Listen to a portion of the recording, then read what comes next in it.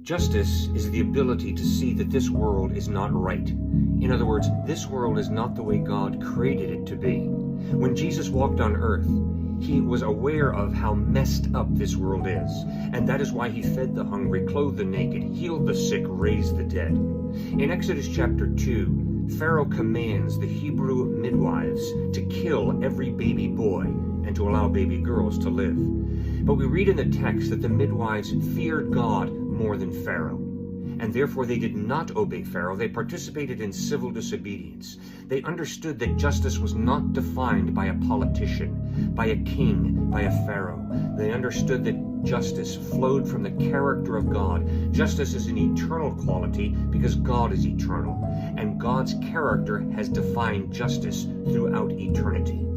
And then in Daniel chapter 6, we read how Darius said that there was going to be no praying to any other god, any other person except him. And when Daniel heard that, he went out onto the porch of his residence, got down on his knees, and prayed to God. Where did it land him? In the lion's den. But Daniel understood God's law is above the law of the land. I will respect the law of the land unless the law of the land contradicts the law of God.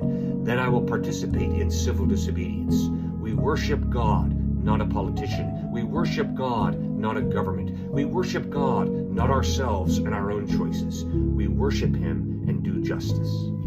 Justice isn't about me doing right and wrong just based off of my feelings. Some people say, oh, we are determined by our evolutionary programming. And so you do things based off of your genes, based off of your feelings. But no, God says he has created us to do justice, but we have to fight back against our own selfish, sinful human motives. And when we do so, that's when we really are loving others and serving God.